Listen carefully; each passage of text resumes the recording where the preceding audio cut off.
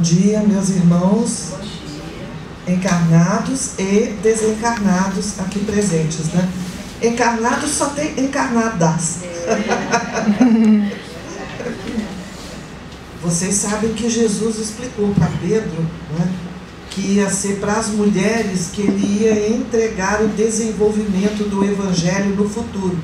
E o Pedro ficou muito espantado com aquilo, porque os discípulos eram 12 homens, não é verdade? Né? Depois, quando ele mandou os 12 em 6 grupos de 2, cada grupo buscar mais 12, e vieram os 72, né? O que aconteceu? Eram 72 homens. Mas por quê? Porque o que eles iam fazer é andar a pé por ali tudo, né? Quando sai da Palestina, vai subindo, vai chegando lá, passando por Tiro, essa coisa, dando a volta ali, passando hoje é Turquia, né? Já foi uma opção de coisas, né? E até dar a volta e chegar na Europa. Aqui eles faziam tudo a pé. Uma ou outra vez eles pegavam um barco para fazer uma travessia, para ir ou para Roma ou para Grécia. Tirando isso, era a pé, porque eles não eram pessoas ricas, não dispunham de carruagens, nada disso, né? E então eram só homens. Por quê? Porque havia muitos assaltantes. Aí eu estava comentando isso em alguma outra palestra, que eu não lembro qual, ou se foi na aula, não sei, né? Porque naquele tempo havia muitos assaltantes na estrada, e o pessoal começou a rir. Só naquele tempo, né? Porque, se vocês repararam uma coisa interessante, os ciclos vão se repetindo, né? Eles se repetem para que a gente tenha novas oportunidades. Porque nós não podemos esquecer que nós somos de provas e expiações. As provas não tem problema nenhum, não é verdade? O problema está nas expiações, não é? A maneira como a gente as arruma e a maneira como a gente não as quer pagar, não é? Não as quer quitar, né? Mas o capítulo de hoje, né, e a leitura lá daquela página psicografada pelo Divaldo, fala da prece. E eu vou pegar um trechinho de uma fala de Jesus no Evangelho de Mateus, tá? Diz assim: e por se multiplicar a iniquidade, o amor ou a caridade de muitos se esfriará.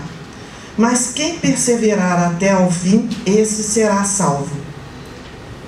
Interessante, isso está numa parte que é intitulada em alguns lugares de profecias, é o capítulo 24 de Mateus, né?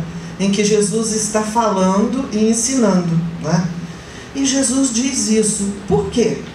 Então vamos pegar a nossa situação atual do mundo e do Brasil, vamos examinar esses dois aspectos da situação atual e vamos ver o que a prece tem a ver com isso que Jesus falou.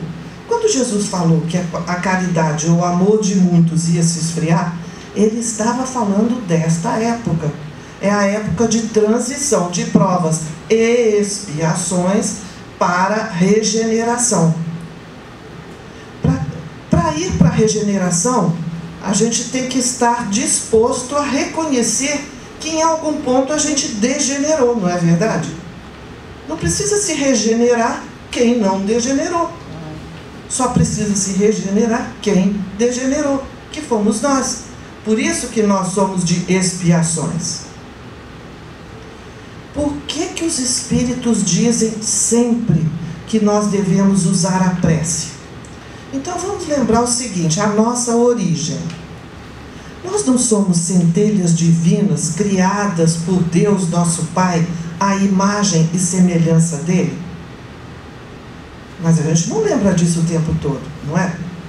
Quando nós estávamos agindo em alguma encarnação, se não nessa mesma, estávamos agindo de maneira a criar expiações, a gente não estava lembrando que era filho de Deus, criados à imagem e semelhança dele, não é? É interessante que até hoje nós confundimos a imagem de Deus com a imagem do nosso corpo físico. O que é semelhante a Deus é o nosso espírito imortal. O corpo físico, quem não sabe que ele é perecível? Quem não sabe que a gente vai desencarnar, mas o espírito imortal vai continuar? Quando os espíritos dizem para a gente entrar em oração, eles estão dizendo: revive, acende de novo aquela centelha divina que você ganhou na sua criação, né? Religue-se ao Pai. É isso que a oração faz, para que a gente se religue ao Pai. Até para fazer a oração a gente deu uma degenerada, porque a gente reza por nós, não é? E é interessante que o movimento de oração só por nós, ele pode ser um movimento totalmente egoístico, não é? Deus me conceda isso, Deus me conceda aquilo, Deus me protege deste, me protege daquele. E lá estou eu me fechando num ovo, não é verdade? Circulando o pensamento assim, me enovelando. Mas nós não fomos criados para ficar dentro de um ovo, de um novelo, criados para trocar. E é por isso que nesse item aqui ensina a gente a fazer orações pelos outros, encarnados ou desencarnados, não é verdade? Aí vamos para nós primeiro, o Brasil. É muito fácil para nós fazer orações pelos nossos irmãos cheios de expiações, que adoram colecionar expiações, se apoderando do que não é deles. Gente, porque isso é uma coleção infernal, ao pé da letra, infernal. Se eles soubessem o mínimo do que os espera, eles jamais fariam isso. O Raul Teixeira contou um caso que até circulou, não sei se na internet, no WhatsApp, e a Lenise, nossa companheira, estava presente quando ele contou esse caso. Ele mora em Niterói. Ele estava em Niterói e ele foi convidado por umas pessoas para almoçar. E saíram do local onde eles estavam e foram andando e tinham que atravessar uma avenida para chegar ao restaurante. Quando eles pararam no sinal para atravessar, ficaram esperando o sinal abrir para eles, ele viu perto assim uma mendiga, né, lá fuçando o lixo, catando as coisas assim, e ele ali começou assim: meu Deus, eu estou indo para um restaurante caro para almoçar e essa mulher está tentando conseguir alguma coisa de comer no lixo, né? Isso é uma coisa assim, é insuportável, né? E ali o sinal abriu, as pessoas que estavam com ele, vamos, e ele foi, mas aquilo não saía da cabeça dele, né? Aquela situação daquela mulher no lixo e tudo mais. Aí ele senta no restaurante. Vocês sabem que o Raul Teixeira é um médium mesmo, né? Ele senta lá no restaurante, né? E aí o mentor chega para ele e fala assim: você está muito preocupado com aquela pessoa que estava procurando comida no lixo, não é? Você gostaria de dar alguma coisa para ela, né? Ah, gostaria sim. Senhora, ela não vai aceitar. Ela não vai aceitar o que você... Você pode tentar ajudar qualquer coisa, ela não vai aceitar. Esta mulher que você estava vendo ali, ela foi um político muito importante aqui nesta cidade. E por ter feito coisas que não... A função dela seria trabalhar pelo povo, porque é essa a função de quem entra na política. Não tem outra função, só tem essa, né? Só que ele não fez nada do que deveria, né? E, ao contrário, trabalhou de forma totalmente equivocada, né, locupletando-se, né? Trazendo tudo para si, né? Não fazendo nada da obrigação dele. Foi para o plano espiritual, lá viu o tamanho do problema, né? O tamanho do engano, do equívoco, se desequilibrou, né? Espiritualmente, ao reconhecer o tamanho do equívoco, e aí, para poder se equilibrar novamente, teve que nascer desse jeito. Não faço ideia de por que teve de nascer mulher, né? Talvez porque seja mais dura a vida de uma mendiga do que de um mendigo, né? Apesar de ser tudo muito difícil, né? E ironia das ironias, aquela mulher que estava ali no lixo, o nome dela da outra encarnação está na placa da avenida. Então, veja, é uma pessoa que fez, infelizmente, não é para nós que é infelizmente não, gente, é para eles, tá? Infelizmente para eles, outros milhares, porque não se conta só as centenas não, já chegou à casa dos milhares, porque isso foi espalhado. Parece uma falange que nasceu, que era assim: vocês vão ter a última oportunidade de fazer o trabalho que vocês deveriam fazer. E a falange foi se procurando, porque vocês sabem, é uma questão magnética, é uma atração magnética, né? Em uns se atraindo pelos outros, e todos eles se atraindo por uma determinada maneira de fazer as coisas, e um local, né, e um trabalho para fazer as coisas. Porque vocês podem reparar que parece que vão se juntando, e é isso mesmo, é assim. E essas pessoas, elas precisam de oração, porque nem todas são muito más, não. Existem os maus, com certeza, mas existem os cabeça fraca, que vão na onda dos outros, né? E tanto que um dos maiores problemas que nós estamos assistindo é o fato de que pais estão desvirtuando filhos. Os filhos são os pequeninos dos pais.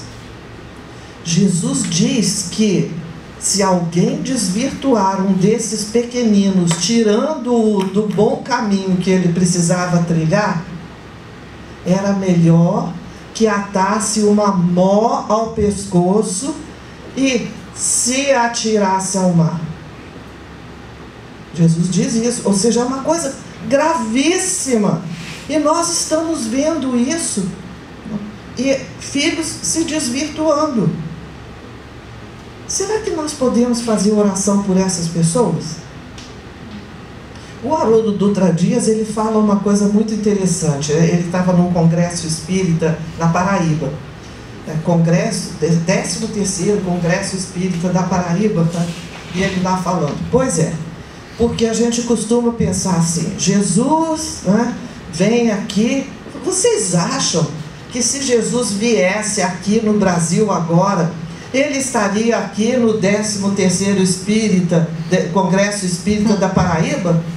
Se Jesus viesse aqui agora, ele iria direto para o Congresso Nacional. Mas Jesus não veio para os que precisam de médico?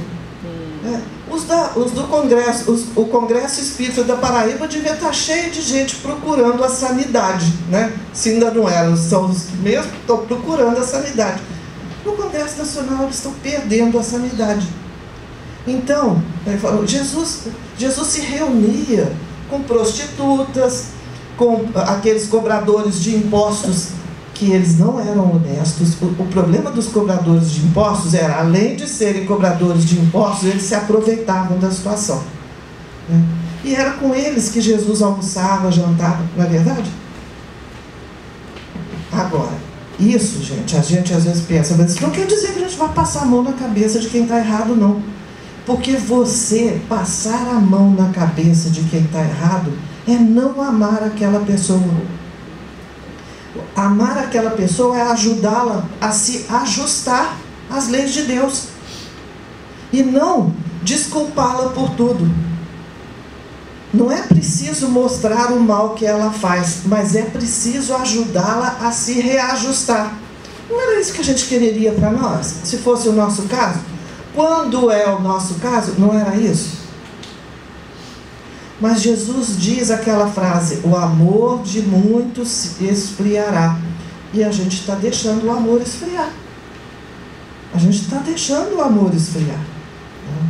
Porque a gente só condena. Existem erros clamorosos. Existem erros clamorosos. Será que a lei divina vai deixar sem solução qualquer desses erros? Pelo amor de Deus, a lei divina é perfeita. Ela vai trabalhar para ajustar. Mas se chegasse o bom do mentor aqui agora e pusesse a mão na testa da gente para a gente lembrar quem a gente foi e o que a gente fez, a gente ia falar: para, não aguento. Mas eu botei só 150 anos. Não, pode parar. Porque 300, 500, 600 a gente não ia aguentar. Nós somos da terra, todos nós. A gente pode achar que não, mas nós somos da mesma faixa daqueles que erram. Faixa é uma coisa larga, mas a faixa é a mesma. Nós não somos tão melhores assim, não. Nós só seremos melhores quando a gente tiver piedade deles. Aí sim. Mas enquanto a gente condenar, é a mesma faixa. Eles para a direita, a gente para a esquerda, ou ao contrário, tanto faz. Um pouquinho mais para baixo, um pouquinho mais para cima. Mas todos nós conseguimos dar umas tropeçadas muito feias mesmo, todos nós. E nós, você lembra, tem uma outra fala, assim, a quem muito for dado, muito será cobrado. Muita coisa para nós que estamos aqui. Gente, só para a gente poder estudar essas coisas, não é? É muita coisa. O Chico Xavier ele gostava de visitar os cemitérios. Não é porque ele gostasse é porque ele sabia que lá tinha muita gente precisando de ajuda, né? Desencarnados que não saíam do cemitério, né? Você sabe que isso é um problema, né? Por isso que eu quero ser cremada. Que nem para o cemitério eu vou. Aí ele foi visitar lá um cemitério. Aí chegou lá no topo. Ele foi especificamente porque vocês sabem que o Chico era o maior médium desde Jesus, né? O maior médium que esse mundo já viu desde Jesus. O Chico sabia que havia um espírito que havia desencarnado e que estava preso lá. E ele foi especificamente, chegou lá, ele estava sentado em cima do túmulo, como ele tinha suicidado, preso no corpo ainda. Aí o Chico: como vai? Eu vim te visitar. Você veio falar o que comigo? Conversar um pouquinho, né? Os outros vêm aqui só para falar isso, aquilo, você é isso, você é aquilo, né? Falou: pois é, eu vim aqui para ver se a gente pode conversar, ajudar. Ele falou assim: olha, uma coisa que eu lamento, não ter conhecido o que vocês espíritas conhecem. Normalmente a gente não conhece porque não quer, né? A gente não se interessa, né? E ele disse assim para o Chico: vocês espíritas têm o maior tesouro deste mundo nas mãos. Vocês sabem tudo o que é preciso saber para viver bem e para desencarnar bem. Não que a gente use, né, gente? Mas ele tem razão, a gente sabe. Na verdade, a gente sabe, né? Só que nós não estamos desencarnando bem. Não estamos. O próprio Chico dizia isso: os espíritas estão desencarnando mal. Sabe por quê? Nós estamos usando os mesmos critérios que a gente usou em outras encarnações, tá? Quando a gente achava que o título equivalia. Não adianta. Espírita na testa não adianta nada. Não adianta absolutamente nada. Quando uma das irmãs do Chico morreu, ela era católica. E ela não gostava de espírita, não. Ela gostava do Chico, amava o Chico e tudo, mas não gostava dos espíritas, porque dizia que os espíritas exploravam e atormentavam o Chico. Ela estava errada? Não, né, gente? Era isso mesmo que a gente fazia, não é? Atormentar e explorar o Chico, inclusive invadindo a casa dele e tudo mais. Aí ela desencarnou.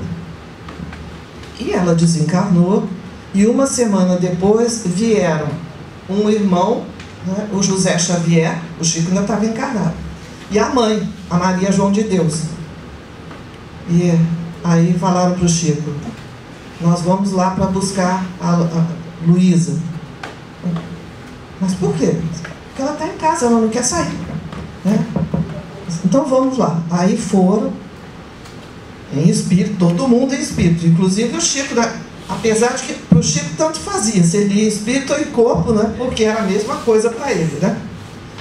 Aí eles foram e começaram a conversar com ela. Assim, não vou sair daqui não, essa é minha casa, né?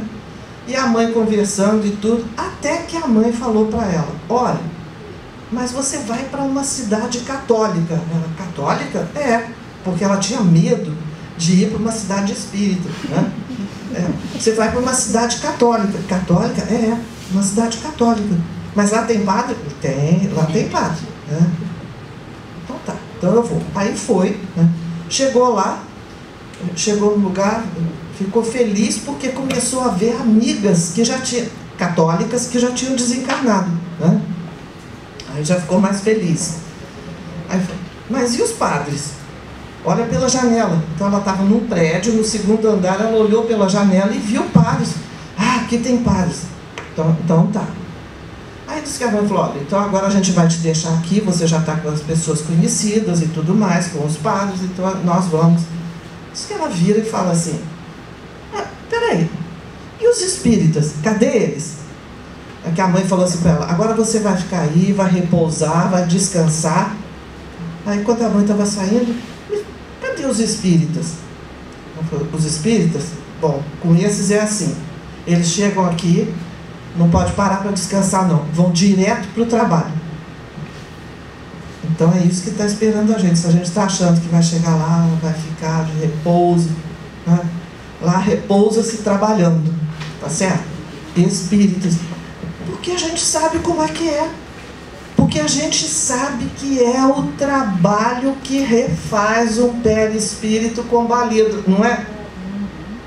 O perispírito, à medida em que você trabalha pelos outros, você absorve energias boas que refazem o seu perispírito.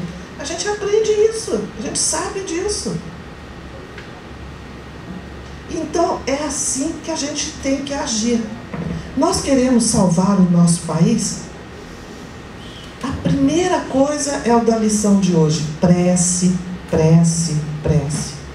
Mas não é prece para tirar esse, tirar aquele. É prece para ajudar, para melhorar, para que eles tomem decisões melhores. E aí nós temos que aprender a fazer preces sem colocar nada contra ninguém. É verdade que de vez em quando a gente pensa assim: Jesus, não dá para passar um rodo não? A gente às vezes pensa, não é verdade? Né? Mas ele fala assim: Jesus, desculpa, tá certo? É claro que se você quiser passar o rodo, pode.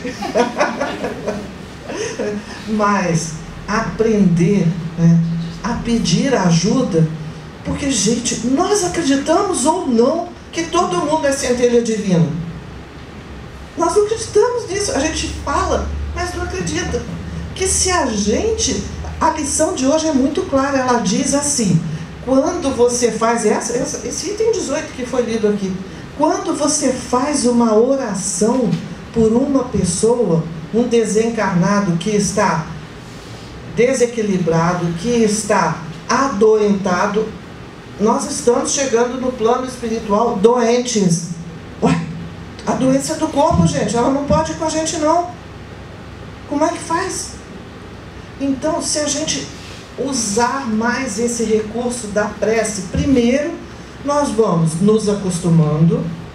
Segundo, nós vamos aprendendo, não é? Porque tudo é aprendizado para nós. Nós sabemos fazer prece ainda direito, não. Não é preciso longas frases, né? É preciso uma intenção boa por conta das pessoas. Então, o que o item aqui dizia? Quando você faz uma prece por uma pessoa, do coração, como é que é o mecanismo? Lá vai uma onda, né? Quanto mais elevada a prece, mais longe essa onda vai, né? E se essa onda envolve o espírito por quem a gente está fazendo a oração, se a gente conseguiu chegar num nível bom de onda, aquele espírito tem nele esse comprimento de onda registrado. Mesmo que ele esteja adormecido no momento, a onda boa vai lá e desperta nele a parte boa dele, que é o que interessa para todos nós.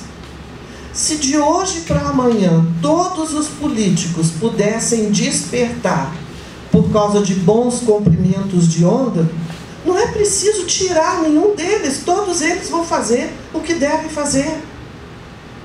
Mas se a gente continuar mandando pensamentos ruins, né, que é o oposto da oração, e que vai só despertar o lado que eles cultivam mais, que é o lado equivocado, a gente vai fortalecer o lado equivocado. E no que isso vai trazer alguma coisa boa? Para nós. Para nós não é bom que isso aconteça. É como a história de, os bandidos são assim, assado, mata o bandido. Quem consegue matar um bandido? Ninguém. Você mata o corpo, não é? O espírito, né, que está ligado à bandidagem está vivo. E agora, ninguém sabe onde ele está, não é? Porque enquanto ele está no corpo, a gente sabe onde ele está. Às vezes. Mas quando ele sai do corpo, aí você não sabe onde ele está. Então, o melhor é que antes de ir para o plano espiritual, as pessoas se reajustem. É melhor para todo mundo. Para nós, para eles, para quaisquer uns. É muito melhor que a gente se reajuste. Porque no plano espiritual, a vibração, ela vai ser aquela que é típica do espírito. Não vai ter o corpo de carne como abafador. Não vai. E isso piora muito a situação. Piora muito mesmo. Os espíritos dizem sem cessar para a gente, né? Como Jesus disse, orai e vigiai. Não é? Por quê? A oração eleva a gente. Vigiar não deixa a gente voltar. Porque senão a gente fica na gangorra. Porque nós somos, por comodismo, nós ficamos muito mais no nível mais baixo do que no nível mais alto. A gente tem que deixar de lado muitas coisas que a gente considera confortáveis. A zona de conforto tem que mudar. Tem uma questão no Livro dos Espíritos, é a 909, que diz assim: o homem sempre poderia vencer suas más tendências mediante seus próprios esforços? É porque a gente diz assim, é muito difícil, eu tento, mas eu não consigo. Não é assim, né? Os coitadinhos, não é? Sabe o que os espíritos respondem? Sim, poderia se vencer com os próprios esforços, e às vezes com pouco esforço. O que lhe falta é a vontade. Como são poucos os que se esforçam entre vós. Os espíritos dizendo, até para manter a oração a gente precisa de esforço, porque a gente está muito mais acostumado a pensar outras coisas, abobrinhas e outros níveis, ou problemas materiais, né, que a gente não consegue deixar de lado para pensar na hora que pode resolver, né? Fica com aquela coisa rodando na cabeça, estilo obsessão, né? Rodando, né? Atrapalhando a vida da gente, porque não sai da cabeça, não resolve, fica por isso mesmo, mantendo a gente num plano mais baixo, né? Então os espíritos estão dizendo aqui nessa questão que é preciso a gente educar a nossa vontade. A nossa vontade é altamente deseducada. Altamente deseducada. A gente precisa firmar a nossa vontade em crescimento próprio. Vamos lá. Maior dos mandamentos, amar a Deus sobre todas as coisas, e Jesus diz assim: este é o primeiro e maior dos mandamentos. E aí ele vai e diz assim: e eis aqui o segundo, semelhante a esse. Ele colocou o segundo no mesmo nível do primeiro: amar o próximo como a si mesmo. 3 partes: amar a Deus sobre todas as coisas, amar o próximo, amar a si mesmo. O que é o amar a mim mesmo? A gente viu aqui. Não é eu ficar pensando só em mim.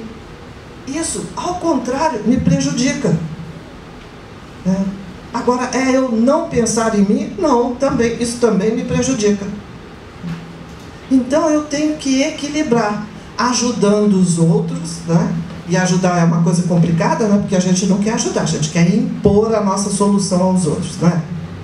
A pessoa chega pra gente e diz assim: o que você acha? Eu estou com um problema assim assado, o que você acha de eu fazer isso, isso e aquilo? Aí a gente diz assim: olha, eu acho que você deve fazer isso, isso e aquilo, outra coisa, né? E a pessoa, ela não está realmente te perguntando o que ela deve fazer. Ela só quer falar com alguém para ela mesma conseguir a solução. Se a gente compreender isso, acabou o problema. A gente pode até dar uma sugestão, né? Mas a pessoa usará ou não. Mas existe, o que foi a coisa boa? Ela confiou em nós para nos contar alguma coisa que a está atormentando. É igual o atendimento fraterno, né? Chega lá uma senhora e fala assim: olha, o meu filho, ele tem 17 anos, ele já vai fazer 18 e ele quer fazer uma tatuagem. E eu sou totalmente contra. Você fica pensando assim: tá, o que ela quer que eu faça? Faz ou não faz? Quer que eu diga faz ou não faz? Não sei, não é, gente? Não é problema meu. Né? Assim, ó, você conversa com o seu filho, porque o problema não é o filho fazer a tatuagem ou não, não é? É a mãe que sempre mandou no filho e quer continuar com uma autoridade máxima, né? Sendo que o filho já chegou aos 18 anos, né?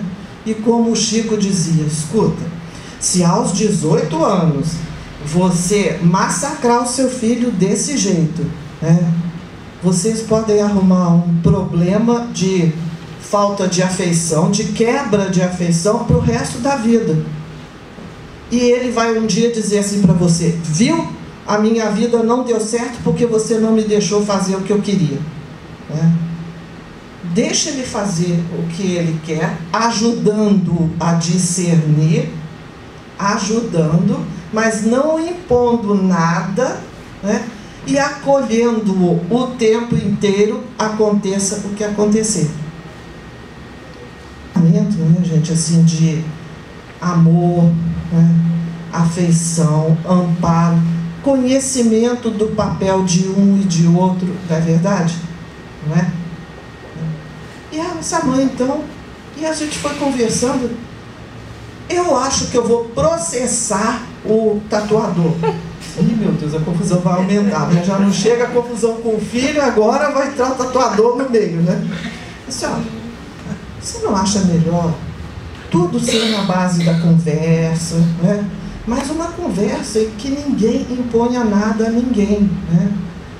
Faz o seguinte: hoje à noite, né, porque de repente vem a ideia, né, que a gente não tem normalmente.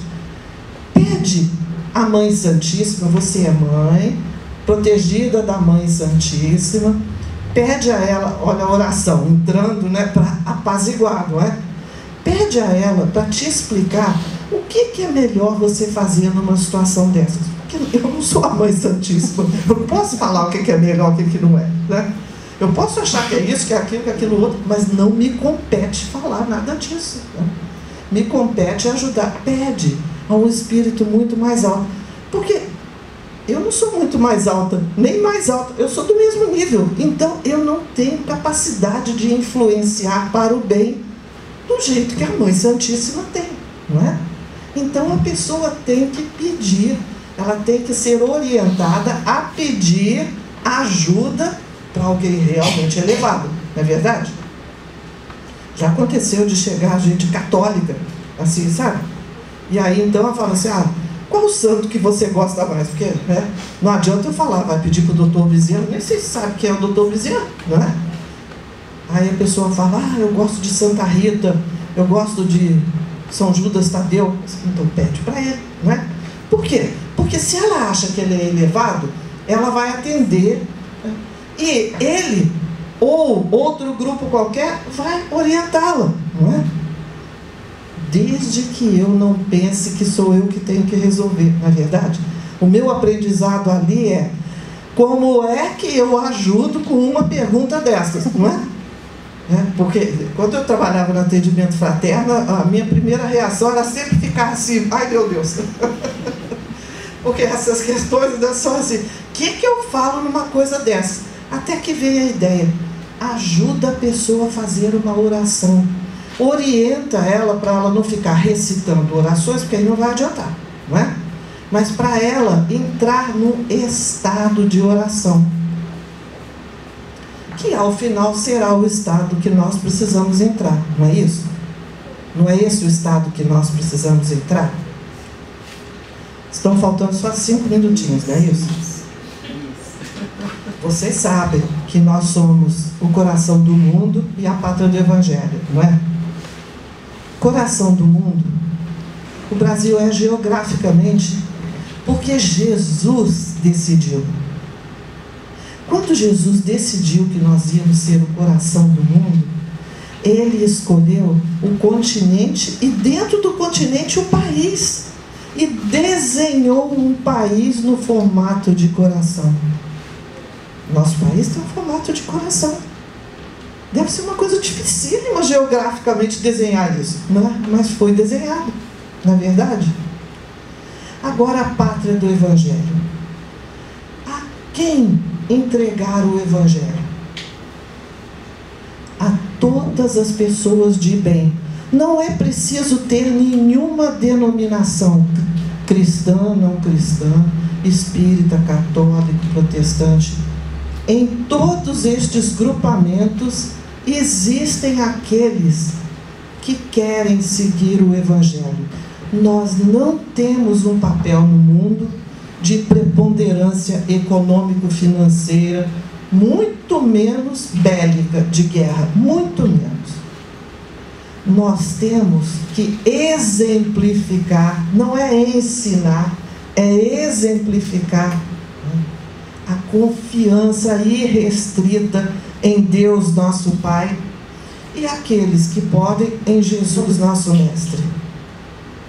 Porque o tempo está chegando e não está muito longe, guardando as expressões dos espíritos superiores. Porque quando eles dizem que não está muito longe, é uns 500, 1000 anos, tá certo?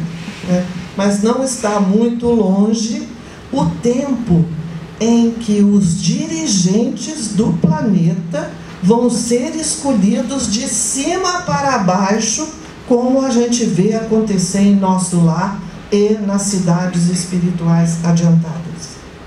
Escolhidos de cima para baixo. E esse tempo não vai demorar muito, mas antes é preciso haver uma separação. Jesus não ensinou isso? A separação do joio e do trigo. Onde começa a separação do joio e do trigo?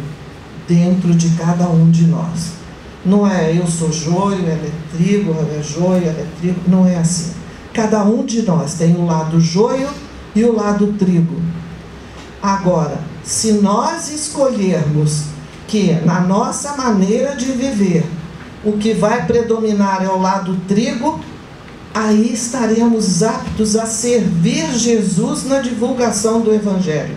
Estaremos servindo como pátria do Evangelho. Se nossos irmãos equivocados atualmente, empresários, políticos, se eles estão escolhendo outros rumos, a gente tem que se apiedar deles. Mas alguns deles ainda podem ser resgatados rapidamente, outros serão resgatados mais longe. Mas Jesus disse assim: então estarão dois no campo, um será tomado e o outro deixado. Duas moendo, uma será tomada e a outra deixada. E existe uma interpretação física equivocada. Não é assim, vai cair um raio aqui, a sala do Ged fica, a outra sala vai. Não é assim. Quando desencarnarmos, nós mesmos diremos: eu sei que eu não posso passar ainda para a regeneração. Então eu preciso de algumas encarnações em algum outro lugar para ajustar aspectos do meu espírito que não estão bons. Sou eu que vou dizer isso. Quem me escolhe sou eu, com as minhas atitudes. Mas o Chico lembrava a gente de uma coisa: não deixem para viver segundo o Evangelho depois de desencarnados. Comecem a viver segundo o Evangelho aqui, agora, a partir deste momento. Não é a partir de segunda-feira, igual regime, não é, né? É agora, com os pensamentos, com o que vai acontecer quando a gente sair daqui. Eu estou falando isso porque antes de sair eu briguei com meu marido. Eu vou ter que pedir desculpas.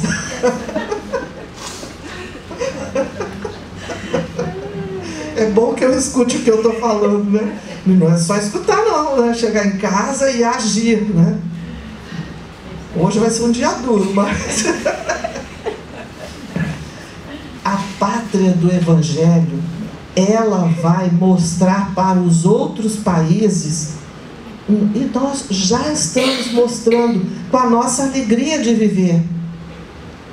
Mas não é um alegre, irresponsável, irracional, superficial. Não é isso.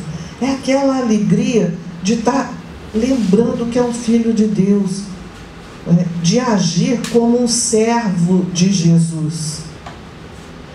Quando a espiritualidade diz para a gente se reunir e falar de Jesus, é para que a gente se fortaleça e haja como irmãos de Jesus, servos dele, tentando aprender a trabalhar segundo tudo que a gente precisa, que está tudo no Evangelho.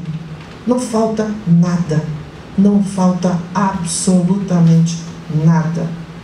E é assim que nós vamos cumprir o nosso papel, porque coração do mundo nós ganhamos de presente. Pátria do Evangelho é conquista de cada um.